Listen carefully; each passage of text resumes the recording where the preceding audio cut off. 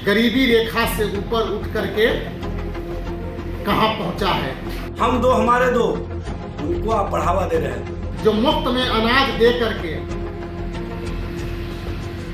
उनको 2 वक्त की रोटी देने का काम कर रहे हैं राष्ट्रीय जनता दल के नेता और राष्ट्रीय जनता दल के प्रवक्ता। वादा किया था हर साल 2 करोड़ रोजगार देने का, 10 साल हो गया, 20 करोड़ रोजगार मिलना चाहिए था। और बिहार की 13 करोड़ जनता आपको करारा जवाब देने का काम करेगी। 7,22,311। आपने महिलाओं की सुरक्षा की बातें की थी, लेकिन महिला खिलाड़ियों के साथ यौनाचार और अत्याचार की घटनाओं में भारतीय जनता पार्टी के जो नेता संलिप्त रहे हैं उनको बचाने का किस तरह का काम किया गया। 2014 में जब बीजेपी चुनाव प्रचार करती थी या नरेंद्र मोदी की बात करें तो नरेंद्र मोदी जब चुनावी सभा को संबोधित करते थे तो वो अपनी भाषण में कहते थे कि जब हमारी सरकार आएगी तो युवाओं को प्रत्येक साल 2 करोड़ नौकरी देंगे। देखिए, ये जो 2 करोड़ नौकरी वाला है, इस बात को विपक्ष बार बार उछालती है जब चुनाव आता है और युवाओं को याद दिलवाती है उस भाषण को। अगर बिहार की बात कही जाए तो बिहार में पिछले 3-4 महीना में देखा गया है कि केवल शिक्षक बहाली 2 लाख से ऊपर किया गया है, जो इसका क्रेडिट बिहार के farmer deputy CM Tejashwi Prasad Yadav ले रहे हैं। अगर जेडीयू की बात करें तो नीतीश कुमार भी क्रेडिट लेने में पीछे नहीं हट रहे हैं। वही आरजेडी के प्रबुद्ध प्रवक्ता हैं एजाज अहमद जी, उन्होंने बीजेपी पे सवाल खड़ा किया। क्या कुछ बोल रहे हैं, पल उनकी बातों को सुनिए। बात की बात करने वाले सबसे पहले स्पष्ट करें कि जो देश में गरीबों की संख्या दिन प्रतिदिन बढ़ रही है, उनके परिवारों के लिए आपने क्या किया। जहां 2014 में भारतीय जनता पार्टी जब सत्ता में आई थी तो बीपीएल की संख्या थी 45 करोड़, आज बढ़कर के 80 करोड़ से ऊपर हो गया। और उनको 2 किलो गेहूं और 2 किलो चावल के अलावा आपने क्या दिया है।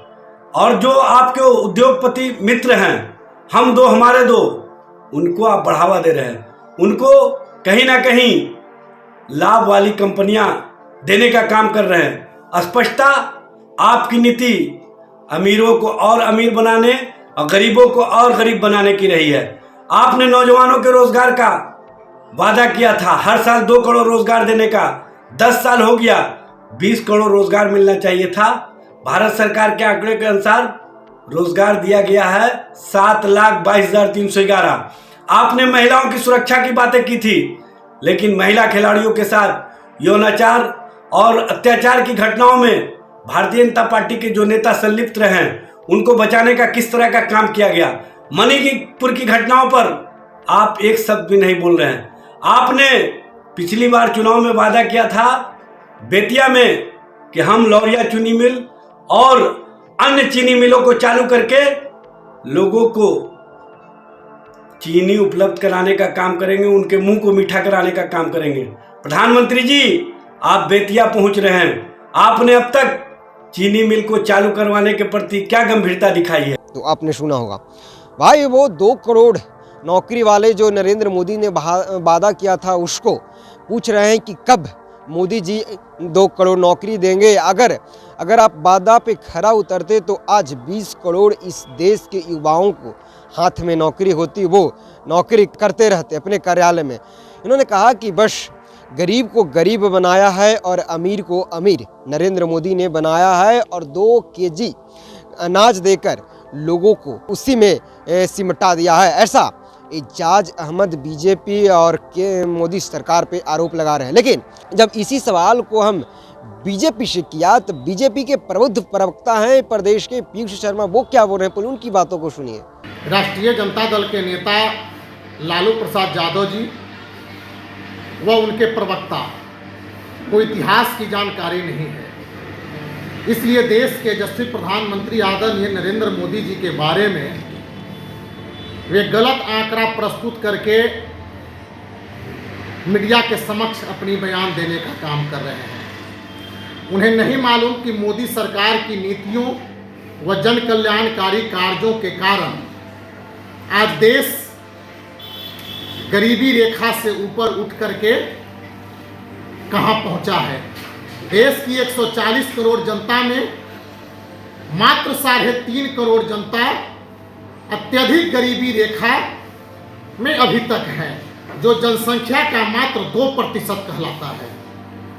इसके अलावे राष्ट्रीय जनता दल के प्रवक्ता व उनके नेता को मैं बता देना चाहता हूं कि नीति आयोग की रिपोर्ट में भी यह स्पष्ट कहा गया है कि 2013-14 के अनुपात में 2023-24 में जो 2013-14 का 29.18% गरीबी रेखा का अनुपात था, वह घटकर 14.98% पहुंच चुका है।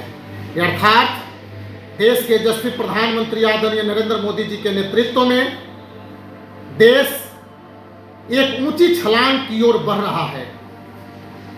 देश के प्रधानमंत्री आदरणीय नरेंद्र मोदी जी देश के 80 करोड़ देशवासियों को जो मुफ्त में अनाज दे करके उनको 2 वक्त की रोटी देने का काम कर रहे हैं।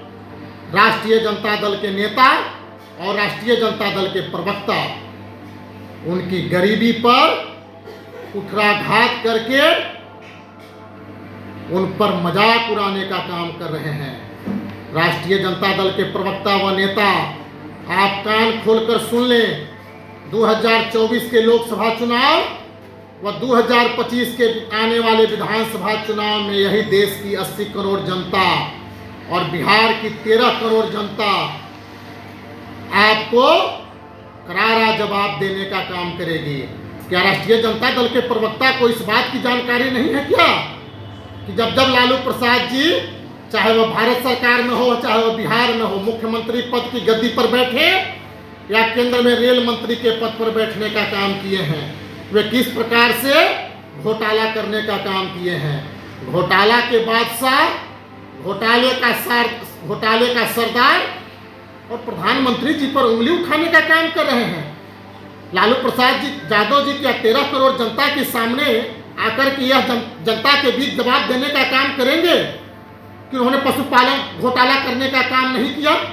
क्या उनके पुत्र तेजस्वी यादव जी यह 13 करोड़ जनता के बीच बताने का काम करेंगे कि दिल्ली में जो डिफेंस कॉलोनी में आलीशान 2 मंजिला मकान है वह उनका नहीं है? क्या तेजस्वी यादव जी जनता के बीच यह बताने का काम करेंगे कि 32 साल की उम्र में ही वे करोड़ों रुपए की संपत्ति के मालिक कहां से बन गए?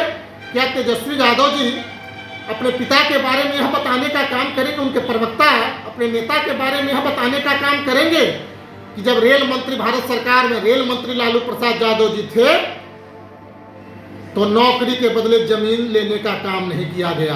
देखिए, बिहार की जनता लालू प्रसाद के कारनामों, तेजस्वी यादव के कारनामों को देख चुकी है, जान चुकी है और इसका परिणाम भुगत चुकी है।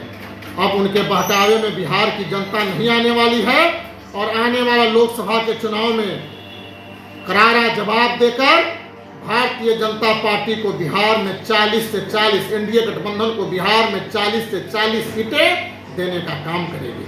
तो आपने सुना होगा, इन्होंने कहा कि 13-14 में 29% से अधिक देश में गरीबी थी और आज नरेंद्र मोदी ने 10 सालों में 14%, लगभग 14% गरीबी को कम किया है।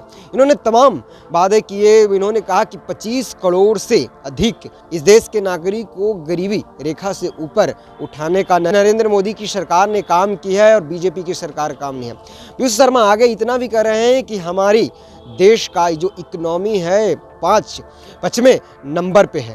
तमाम सारी बातें कही। उधर अगर आरजेडी की बात करें तो आरजेडी लगातार रोजगार पे सवाल कर रही है। वही पीयूष शर्मा ने भी साफ कर दिया है कि हमारी सरकार भी रोजगार देने में पीछे नहीं है। फिलहाल इस खबर में इतना ही। धन्यवाद।